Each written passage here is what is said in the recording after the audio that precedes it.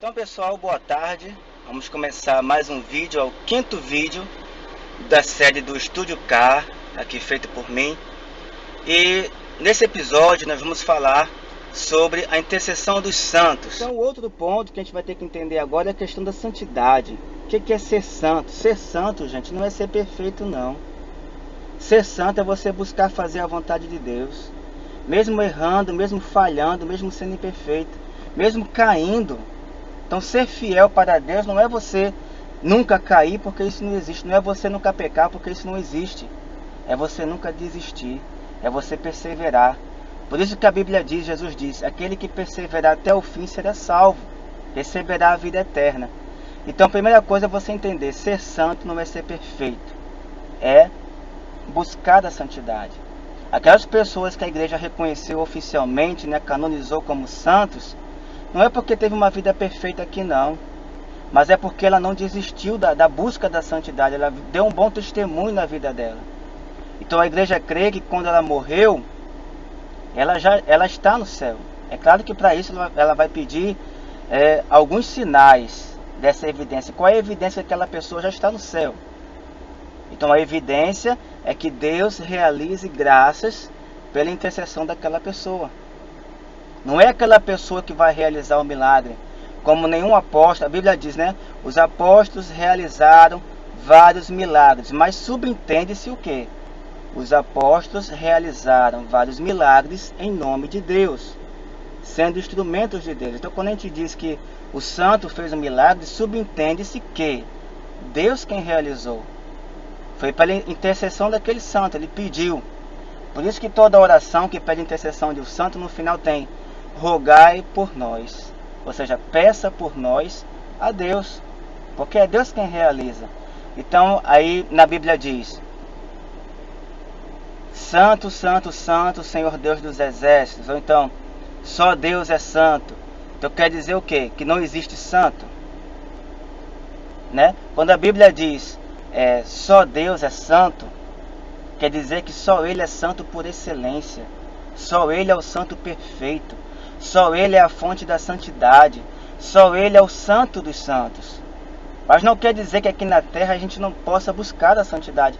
Aliás, a gente não só pode, como a gente deve, a gente precisa pedir essa santidade.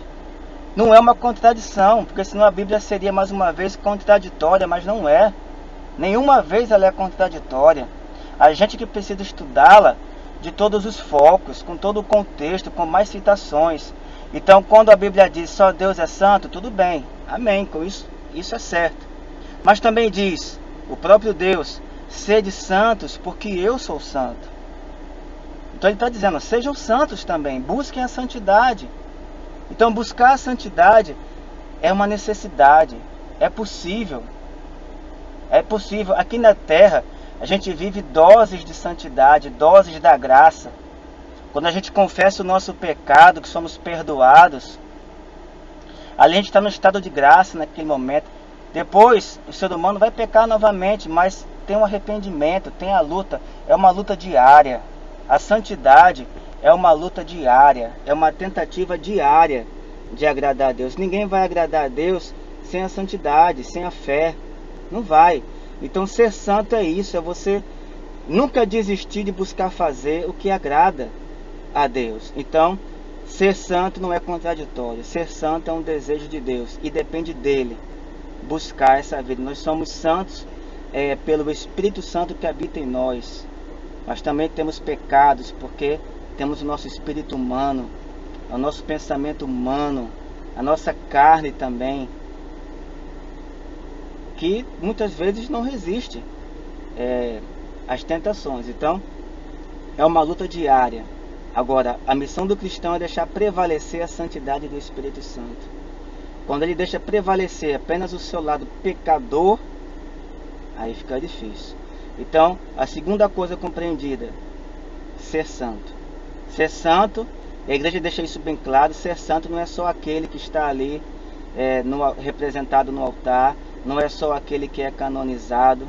A igreja canoniza não é nem tanto a santidade é necessária, mas a canonização vem para garantir que aquela pessoa já está no céu e já intercede a Deus. Então, por isso que a igreja é muito criteriosa, para ela reconhecer que um milagre aconteceu pelas mãos de Deus, a pedido de um servo dele, a ciência é que toma a decisão no campo do milagre. A ciência que vai dizer, olha, esse milagre que aconteceu aqui, nós não temos explicação, é um milagre. Essa cura que aconteceu, a ciência não tem como explicar. Então aí é uma evidência para a igreja de que realmente houve uma intervenção de Deus. E se aquela graça aconteceu, porque aquela graça, aquele milagre que Deus realizou, foi feito na ocasião em que a pessoa, ou alguém da família da pessoa, pediu a intercessão de um servo de Deus que já partiu, e aquele milagre acontece, para a igreja é uma evidência clara, não só que a pessoa, após ter sido estudada, teve uma vida de bom testemunho, uma vida de caridade, de vida cristã. É um sinal não apenas de que ela foi uma pessoa que buscou a santidade em vida, mas que também já está na glória, e não só na glória.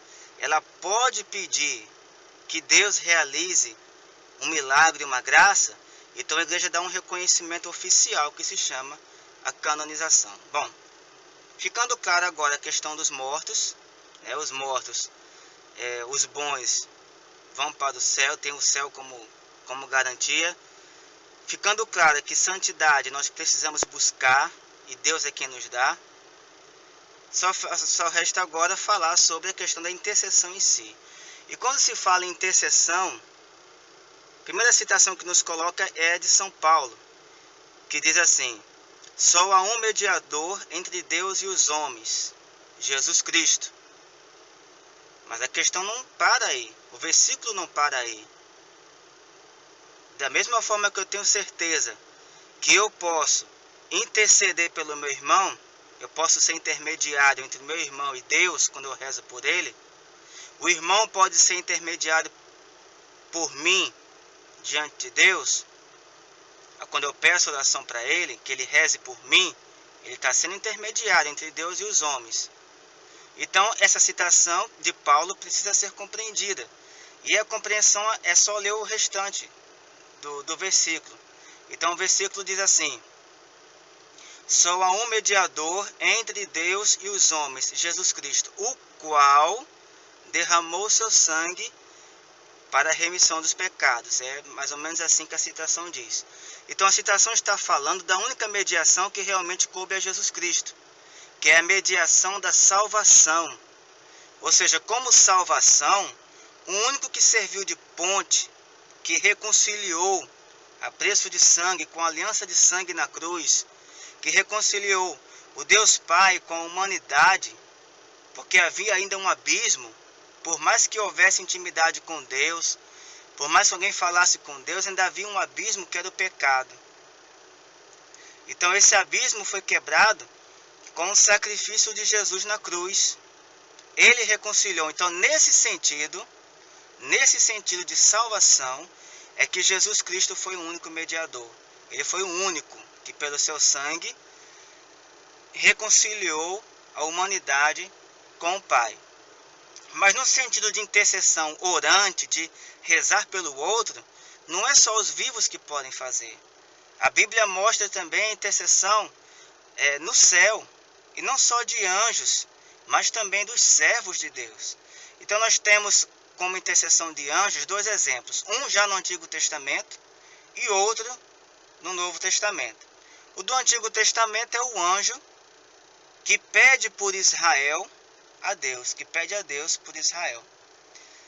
E no Apocalipse fala do anjo que se aproxima com o turíbulo. O turíbulo tem incenso, e ele acende aquele incenso, e o perfume do incenso que sobe para o céu, a Bíblia diz que é a oração do povo de Deus, oração do povo fiel. Então é a oração dos santos, no sentido dos santos do povo santo de Deus. Então aquele incenso que sobe como perfume são as orações do povo de Deus. Então o que está dizendo ali? Que aquela oração que subiu foi através das mãos do anjo. Agora a intercessão dos servos de Deus é uma passagem muito interessante. Não é muito extensa, não precisa ser muito extensa, mas é muito clara. 25 anciãos coroados, vestidos de branco, diante do Cordeiro, com cálice nas mãos, oferecendo este cálice ao Cordeiro. O Cordeiro, você sabe quem é o Cordeiro? É Jesus Cristo. Isso é óbvio. O Cordeiro é Jesus Cristo. A coroa significa a vitória, a vida eterna. A veste branca, a pureza, a remissão dos pecados plenamente. E os cálices que eles estão oferecendo ao Cordeiro, a Jesus Cristo? É o próprio Apocalipse, é o próprio São João que revela que aquele cálice ali são as orações do povo de Deus. Então as orações do povo de Deus estão com os anciãos e estes estão apresentando a Jesus. E o cálice na Bíblia significa comunhão, até mesmo comunhão de sangue, de dar a vida. Então esses anciãos são pessoas salvas, não são anjos, são servos salvos. Alguns estudiosos interpretam que os 24 anciãos simbolizam as 12 tribos de Israel e os 12 apóstolos, ou seja, simbolizam o quê? Os judeus que foram salvos e os cristãos que foram salvos. Então os apóstolos, em número de 12, vêm simbolizar os cristãos.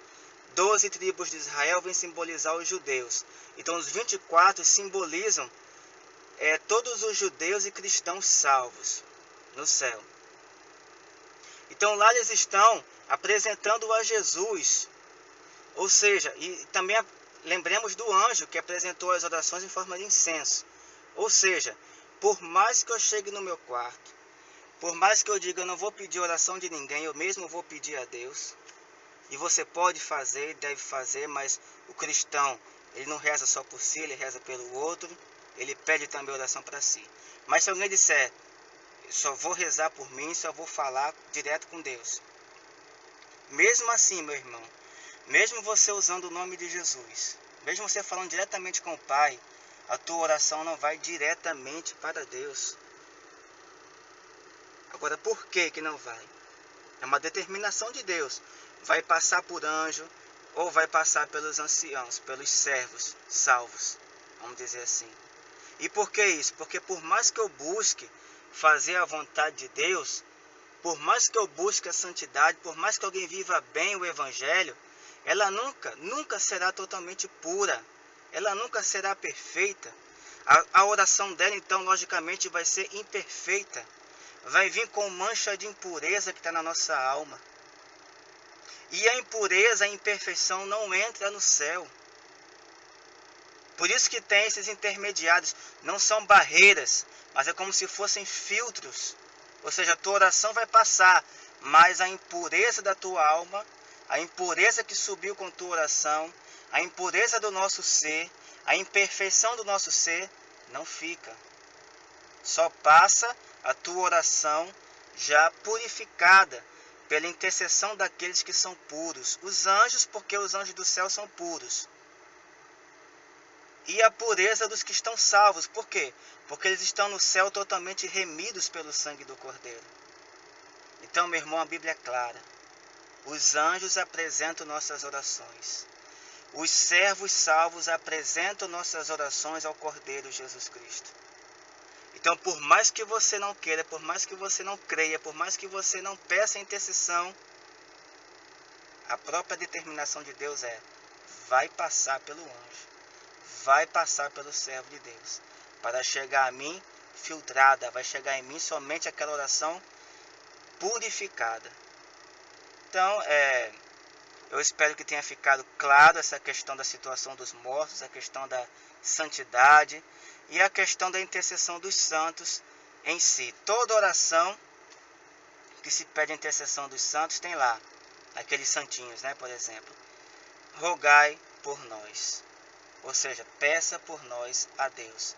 Eles não fazem nada por si mesmos, eles rogam a Deus. Só que eles têm a virtude de já estarem na graça. Eles têm a virtude de já estarem perfeitos. Eles têm a graça de estarem completamente remidos pelo sangue do Cordeiro. E nossa oração, quando passa por eles, chega ao Cordeiro plenamente já purificado. Então, até o próximo vídeo. Espero que tenha ajudado. Qualquer coisa pode comentar nos comentários. Curta o vídeo, compartilhe para divulgar esse ensinamento. Obrigado e até o próximo vídeo, se Deus quiser.